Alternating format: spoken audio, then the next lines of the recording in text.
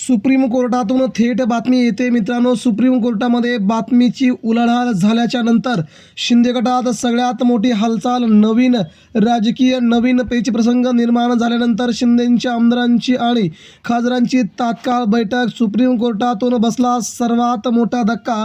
आज सुप्रीम कोर्टात एकनाथ शिंदे यांची शिवसेना पूर्णपणे संपल्यात जमा. उद्धव ठाकरेंच्या हातात शिवसेनेचा शिवधनुष्यबाण. मित्रांनो, बातमी सविस्तरपणे बघूया. आज सुप्रीम कोर्टाने राहुल नार्वेकर यांना देखील अपात्र करण्यासंदर्भात आणि उद्धव ठाकरे यांची शिवसेना त्यांना देण्याच्या संदर्भात मित्रांनो सगळ्यात मोठं वक्तव्य करत आमदार अपात्रता प्रकरण आणि शिंदे सेनेचं सगळ्यात मोठं काउंटडाऊन. मित्रांनो, आजच्या सुनावणीमध्ये नेमकं काय घडलं ती बातमी आपण सविस्तरपणे बघूया. राज्याच्या राजकारणात राहुल नार्वेकर यांचा निर्णय चुकला, कोर्टाकडून देखील मान्य. 10 वर्षाची देखील बंदी येऊ शकते. त्यानंतर आज नेमकं काय घडलंय? सुप्रीम कोर्टाने एकनाथ शिंदेंच्या शिवसेनेचे सगळेच्या सगळे दरवाजे बंद करत उद्धव ठाकरेंच्या बाजूने निकाल. मित्रांनो, सविस्तरपणे ही अपडेट तुम्हाला जाणून घ्यावी लागेल, कारण की महाराष्ट्राच्या राजकारणामध्ये उद्धव ठाकरे जिंकलेत आणि एकनाथ शिंदेंची शिवसेना हरलेली आहे.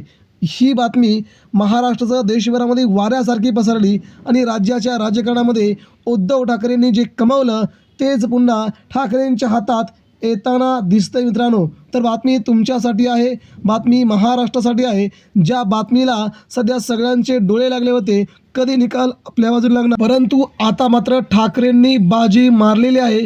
ते कोणते आहेत 5 टर्निंग पॉईंट ते आपण जाणून घेऊया. ठाकरेंनी आज सुप्रीम कोर्टात आपली शिवसेना आपल्या ताब्यात घेतली. मित्रांनो, सुप्रीम कोर्टात राहुल नार्वेकरांच्या निकालाची अक्षरशः आज चिरफाड करण्यात आली.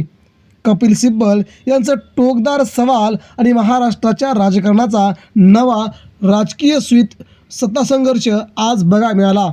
महाराष्ट्राच्या राजकारणाला कलाटणी देणाऱ्या आणि देशाच्या लोकशाहीच्या भविष्याशी जोडल्या गेलेल्या शिवसेना सत्ता संघर्ष आमदार अपात्रता प्रकरणावरती सुप्रीम कोर्टाने थेट शिंदे गटावरती सगळ्यात मोठा हल्लाबोल केला आहे. त्यामुळे न्यायालयात पुन्हा एकदा रणकंदर माजलंय.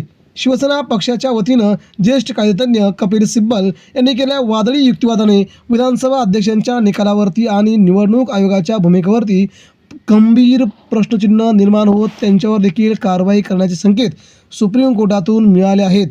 मित्रांनो, पहिला पॉईंट काय झाला आज सुप्रीम कोर्टामध्ये? विधिमंडळातील संख्याबळ आणि म्हणजेच मूळ राजकीय पक्ष नव्हे. कपिल सिब्बल यांनी विधानसभा अध्यक्ष राहुल नार्वेकरांच्या 10व्या अनुसूची अंतर्गत दिलेल्या निर्णयावरती थेट बोट ठेवलं. काही आमदार फुटून बाजूला झाले म्हणजे तो मूळ पक्ष होत नाही. विधानसभा अध्यक्षांनी आपल्या अधिकारांची मर्यादा ओलांडून संख्याबळ म्हणजे पक्ष असा चुकीचा पायंडा पाडला असा घणाघात कपिल सिब्बल यांनी दिला आहे. उद्या देशातील एका आमदाराचा जरी एखादा आमदार उभा राहिला आणि म्हणाला की हा राजकीय पक्ष माझा आहे, असं देशात घडू शकतं. देशामध्ये हुकुमशाहीच्या दिशेनं वाटचाल होऊ शकते.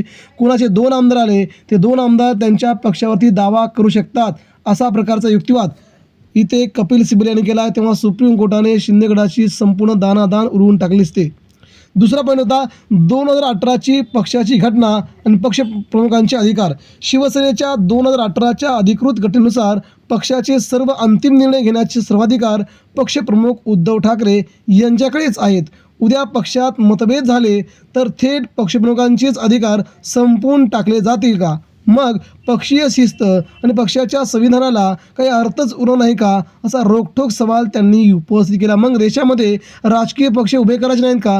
राजकीय पक्ष कोणी स्थापन न करायचे नाहीत का? असा सनसनीत सवाल कपिल सिब्बल यांनी सुप्रीम कोर्टाला विचारल्यानंतर इथे मात्र सुप्रीम कोर्टाने शिंदे गटाला जोरदार धक्क्यावर धक्के दिले आहेत.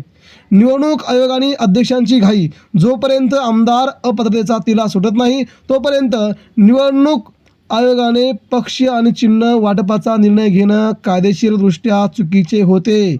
सुभाष देसाई खटल्यातील 3 निर्देशांचं पालन झाले नाही याकडे त्यांनी न्यायालयाचं लक्ष वेधलेलं आहे. म्हणजे न्यायालयाने सांगितलं होतं की उद्धव ठाकरेंच्या हाती शिवसेना दिली गेली असती तर बरं झालं असतं.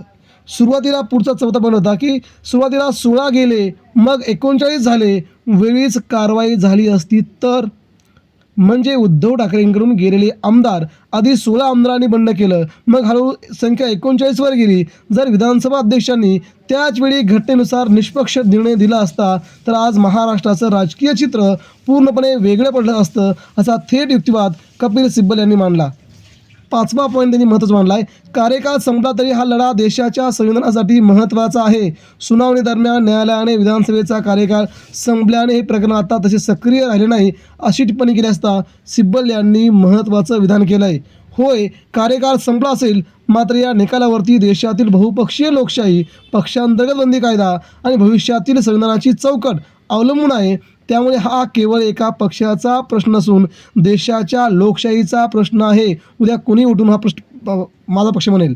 या सुनावणीतून उभा राहणारा सर्वात मोठा राजकीय सवाल म्हणजे जर निवडून आलेले काही आमदार स्वतंत्र गट तयार करून मूळ पक्ष आणि पक्षप्रमुखाला बेदखल करू लागले, उद्या कोणताही राजकीय पक्ष घेईल, असा थेट सवाल विचारला.